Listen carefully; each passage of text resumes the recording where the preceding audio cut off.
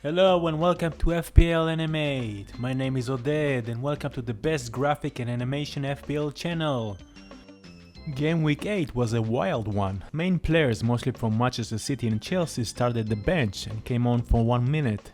Son, who were positive for COVID one day before Spurs match against Newcastle, were fit and well and even scored. And captain choices blank once again, except Salah of course. I activate my wildcard this game week and some players were hard to choose because I didn't know who will start from Manchester City or Chelsea, both teams with the best fixtures in the upcoming weeks. So let's see what my team did this week. But before we jump into it, if you like my content and the graphic, please consider subscribe to my channel and give it a big like to my original FPL channel. So first I picked McCarthy from Southampton. The Saints look pretty good on defense so far this season, and looking at their fixtures from game week 8, I decided to take the cheap keeper for the ride along as my first keeper. And he managed to keep a clean sheet against Leeds at home. With no Rafinha or Bamford, it was an easy task for Southampton. I built my team in a 4-4-2 formation, but some of my players didn't play, so one more defender came off my bench and gave me another clean sheet like the rest of my defenders. It was very hard to choose which defenders from Manchester City and Chelsea to pick, so I took a risk with Laporte, mostly with Chalobah, who I knew he will start because Rudiger and Silva ruled out. Just don't know how many more games he will play as a starter. Duffy and Van Dijk was the perfect choice this week facing Norwich and Watford, and Livramento came off the bench to give me another 6 points. Let's say if you had Salah in your team and you didn't captain him for some reason, my heart goes out for you. Once again, week by week, he showed that he is the best player in the league right now, with 1 assist, 1 amazing goal and 2 bonus points as well. No wonder people want to captain him every week no matter what. I kept Townsend in my team not for the match against West Ham at home, which he didn't do much like the rest of Everton, more for game week 9 and 10 where he will face Watford at home and Wolves away. Mahrez was the last minute decision that I regret so much right now. Originally I had picked Son, but because of all the rumors that he tested positive for COVID, I dropped him and took Mahrez, who I thought will start against Burnley and get some big points. And of course Mahrez blanked, Stone started and scored, and I lost some points because I didn't go with my guts and place him anyway. Saka was my last player who played, who was supposed to give me more points but came out with a nothing beside yellow card and gone off with an injury before the 16 minutes. I did listen to my guts and placed Vardy instead of Lukaku, who was my first pick.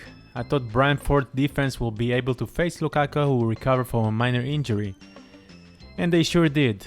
And Vardy faced a very unstable Manchester United defense at home and is in great form as well. So I made my choice and it paid off with 1 goal and 2 bonus points. On my bench I picked Raya to be the second goalie for the upcoming matches from game week 10 till 12. Grealish and Armstrong were in my starting 11, but both didn't start and luckily they didn't came on for a cameo. So overall I got 72 points, quite impressive for this week, enough points to give me the green arrow and drop me more than 200,000 spots, in a great place right now.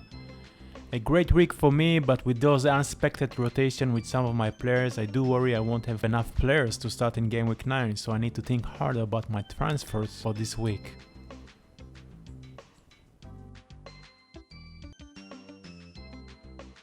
I brought Vardy in for 1 week punt to replace him with Lukaku from game week 9, but now I second guess it. Vardy is such a great form, and yes, the fixtures are much harder for him in the next few weeks, but I do believe he can score against anyone right now. Lukaku on the other hand is much safer pick, even though he blanked in the last 4 games in the league. Norwich at home, then Newcastle away and Burnley at home cannot get any better. Most people will own him till the deadline, fewer will own Vardy, so it's a risk. Another thing is in my mind that Lukaku may not start against Norwich, or his time will be managed on the pitch, because he played the Champions League in the middle of the week and Chelsea probably can manage without him against a team like Norwich. You can never know with this team rotation. Also Vardy up until now didn't start games in the Europa League, always came on as a sub, while Lukaku started in both of matches in the Champions League, so Vardy should be more fresh for game week 9. So lots to think about it here. The second option is to take out Mahrez and bring Son for good. Mahrez and Manchester City do have easy fixtures on papers against Brighton away and Crystal Palace at home, but Brighton is not a pushover. It can end with only one goal for Manchester City, who come back after the Champions League game as well. And not guarantee Mahrez will even start this game or any other games for Manchester City. With Son the fixtures are harder, both got Manchester United, but Son is a guarantee to play every game and he is in a much better form than any other midfielders in the league right now, besides Salah of course. So I might get him now before his price rise and before everybody else will get him for Spurs easy fixtures from game week 12.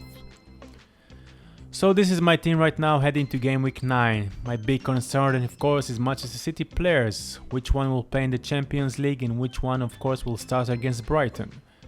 If Laporte will play midweek, odds are that the Stone will play in game week 9. Same as Grealish and even Mahrez.